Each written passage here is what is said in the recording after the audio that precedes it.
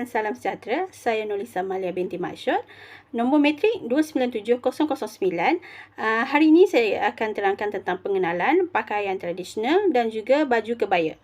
Pakaian tradisional adalah merujuk kepada pakaian yang melambangkan budaya, warisan dan juga identiti etnik pelbagai kaum dalam sesebuah kawasan ataupun sesebuah masyarakat di dalam sesebuah negara. Pakaian tradisional mempunyai ciri-ciri yang tertentu seperti reka bentuk dia, warna dan juga hiasan yang unik serta menggambarkan perlambangan, keunikan ataupun identiti sesebuah masyarakat berdasarkan kepada kepercayaan agama serta nilai-nilai penting dalam masyarakat yang memakainya. Pakaian tradisional memainkan peranan penting dalam mewarisi budaya serta mengekalkan identiti etnik sesebuah komuniti dan juga masyarakat. Sering dipakai di dalam acara adat, upacara keagamaan, perayaan budaya dan juga majlis-majlis perkahwinan. Pakaian tradisional mempunyai ciri-ciri yang berbeza dan biasanya dihasilkan dengan menggunakan teknik sulaman, sulaman tenunan, sulaman tangan ataupun corak-corak khas yang diwarisi daripada generasi ke generasi. Baju kebaya merupakan satu daripada busana tradisional yang cukup terkenal dalam kalangan masyarakat terutamanya di Nusantara.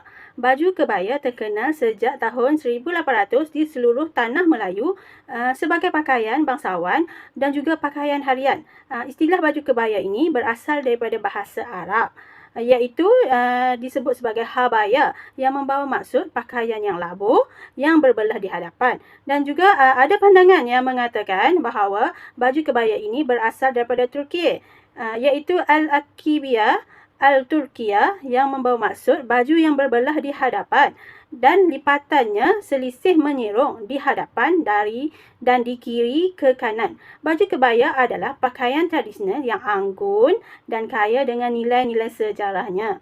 Baju kebaya merupakan pakaian yang biasa dipakai oleh beberapa negara di Asia Tenggara seperti Malaysia, Indonesia, Singapura dan juga Brunei. Baju kebaya ini terdiri daripada dua bahagian utama, iaitu baju dan juga kain sarung. Baju kebaya biasanya diperbuat daripada bahan-bahan yang ringan dan anggun seperti sutera, kapas dan brokat. Reka bentuk klasiknya dengan leher yang tinggi, lengan yang panjang atau pendek dan dihiasi dengan hiasan yang halus di bahagian hadapan, belakang ataupun pada bahagian lengannya. Baju kebaya ini sering dihiasi dengan manik, sulaman seperti sulaman benang emas ataupun kain yang dipintal. Sementara itu, kain sarung adalah kain jenis yang kain panjang yang dililit dan dipadankan dengan baju kebaya. Ia boleh berbentuk lurus atau melingkar di sekeliling badan, bergantung pada gaya tradisional yang digunakan di setiap kawasan. Baju kebaya ini merupakan simbol keanggunan dan kehalusan dan sering dipakai pada pelbagai acara formal, acara tak formal dan juga majlis perkahwinan, majlis istiadat dan juga acara-acara budaya. Assalamualaikum warahmatullahi wabarakatuh. Nama saya Nur Afifah binti Zulkarnain. Nombor matrik saya 296982. Sejarah baju kebaya. Baju kebaya adalah busana tradisional yang berasal daripada Indonesia dan Malaysia. Sejarah baju kebaya sangat kaya dengan menjadi pengaruh dari berbagai budaya di dua wilayah ini. Baju kebaya memiliki akar yang mendalam dalam sejarah Asia Tenggara. Beberapa catatan sejarah mencatatkan bahawa baju kebaya pertama kali muncul di Kerajaan Majapahit yang berkuasa di Pulau Jawa pada abad ke-14 hingga ke-15. Kebaya kemudian menjadi sebahagian daripada pakaian tradisional di berbagai suku dan komuniti di Malaysia. Seiring berjalannya waktu, baju kebaya mengalami pengaruh dari budaya Tiongkok dan Eropah. Pengaruh Tiongkok dapat dilihat dalam desain kebaya dan lengan kebaya. Sementara sentuhan Eropah pula muncul melalui penggunaan kain yang lebih ringan dan dekoratif. Selama masa penjajahan Belanda di Indonesia, baju kebaya menjadi popular di kalangan perempuan peribumi. Pada awalnya, kebaya digunakan sebagai pakaian sehari-hari, tetapi kemudian berkembang menjadi simbol status sosial dan digunakan dalam acara-acara formal. Seiring waktu, desain dan gaya baju kebaya terus berkembang. Perubahan dalam pemilihan kain, warna dan bentuk memberikan variasi yang luas dalam gaya kebaya. Baju kebaya tidak hanya dikenakan sebagai pakaian tradisional, tetapi juga seringkali diadaptasi dalam desain busana moden. Baju kebaya juga memperoleh populariti melalui pengaruh media, terutama dalam dunia perfilman dan fashion. Banyak selebriti dan model mempromosi kebaya sebagai pilihan busana yang elegan dan anggun. Pada tahun 2010, UNESCO mengakui bahawa baju kebaya salah satu daripada warisan dunia. Baju kebaya masih dipakai dengan bangga dalam pelbagai acara termasuk pernikahan, acara rasmi dan festival budaya. Gaya dan reka bentuk yang terus berkembang menciptakan harmoni antara tradisi dan moderniti. Jenis-jenis baju kebaya. Terdapat beberapa jenis baju kebaya yang mempunyai ciri-ciri dan reka bentuk yang unik kepada masyarakat berbilang etnik di Malaysia. Antaranya adalah baju kebaya labuh. Baju kebaya labuh ini jenis yang panjang dan longgar yang dipakai sebagai pakaian adat di kalangan masyarakat Melayu di negeri Pulau Pinang. Selain itu, pakaian ini dipakai juga oleh wanita dari peranakan Cina dan India yang berkahwin dengan keturunan Melayu di negeri Pulau Pinang. Kebaya ini digayakan dengan kerongsang berantai emas ataupun saduran yang digayakan dengan 3 butir kerongsang yang kerongsang ibu dan anak. Baju kebaya labuh ini berpotongan longgar yang dipasang kekek dan pesak di hadapan baju dan dipakai dengan kain sarung batik ataupun kain corak pelikat ataupun kain tenung. Baju kebaya pendek nyonya biasanya dipakai oleh masyarakat peranakan di negeri Melaka dan juga negeri Pulau Pinang. Baju ini biasanya dihiasi dengan corak-corak yang cantik, warna yang cerah dan mempunyai reka bentuk yang anggun dengan lengan panjang yang dihiasi dengan sulaman yang halus. Benang sulaman yang digunakan biasanya daripada sulaman mesin, daripada kapas, sutera dan polister. Baju kebaya setengah tiang merupakan pakaian tradisional yang mempunyai asal usul Melayu di Negeri Sembilan. Baju ini membawa maksud baju yang labuh sedikit daripada baju kebaya pendek dan tidak labuh seperti kebaya panjang. Potongannya, lengannya kembang di hujung dan potongan bawah bajunya lurus serta mempunyai potongan 7 berbanding dengan baju kebaya labuh yang mempunyai potongan 9 dan pola bajunya bersifat mengurung anggota badan. Kebiasaannya, baju ini dipadankan dengan penggunaan kain batik sarung dan pada awal tahun 50-an, baju ini amat popular serta sering digayakan di dalam majlis keramaian. Pilihan bahan kain yang digunakan dapat membezakan untuk menghadiri majlis rasmi dan majlis tidak rasmi. Penggunaan kain kapas berbunga biasanya digunakan untuk aktiviti ke sawah dan untuk ke majlis kahwin. Fabrik yang digunakan adalah jenis fabrik yang lebih mahal seperti brokat, kain kasar, tenunan songket benang, emas dan juga perak. Baju kebaya pendek pahang mempunyai pesak di bahagian hadapan baju, berpotongan besar dan mempunyai kekek di bahagian ketiak. Dipadankan dengan kain sarung atau kain panjang yang sesuai dengan warna dan corak baju kebaya. Digayakan bersama 3 kerongsang pada baju dan berselendang. Masa depan baju kebaya, seperti mana yang kita telah ketahui, kewujudan baju kebaya telah lama wujud sebenarnya daripada zaman dah berabad-abad lamanya lah, dah melalui pelbagai zaman dan telah melangkaui tempoh masa yang sangat lama ianya kekal sehingga kini. Jadi oleh kerana itu kita dapat rasakan bahawa penerimaan baju kebaya ini dan penggayaan baju kebaya ini adalah tidak lapuk dan sering dicari-cari sehingga kini lah. Ini mungkin kerana kekuatan pada baju kebaya itu sendiri, kerana ianya bersifat cantik pada rekaannya dan hiasan yang terdapat padanya juga sentiasa berubah dan sentiasa kelihatan cantik dan menawan pada sepanjang masa. Oleh itu para pemakainya sering tercari-carilah untuk memakai dan menggayakan kebaya untuk segala acara, tak kira acara rasmi ataupun tidak rasmi. Selain daripada usaha individu ataupun keinginan individu untuk menggayakan kebaya ini,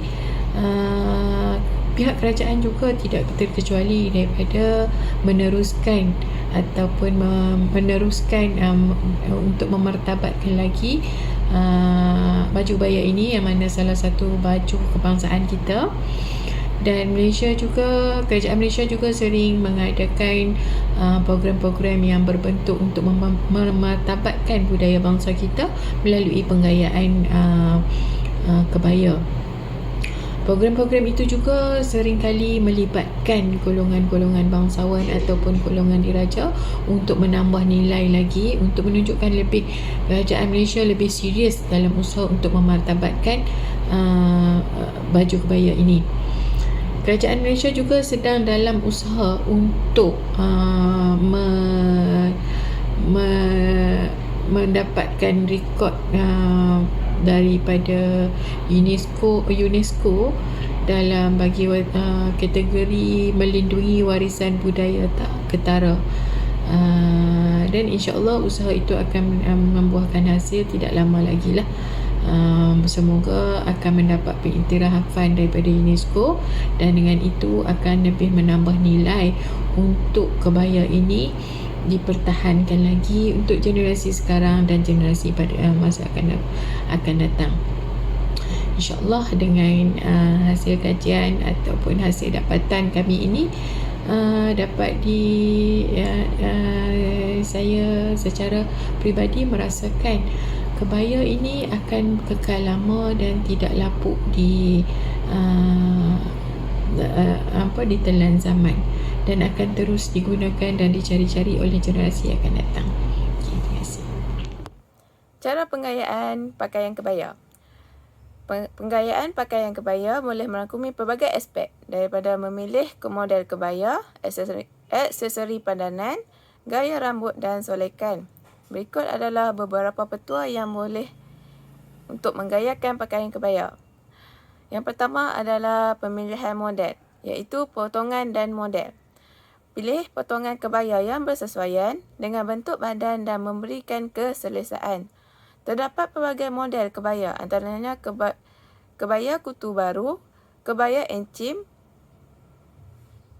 atau moden dan sentuhan kontemporari. Yang kedua adalah aksesori, iaitu selendang.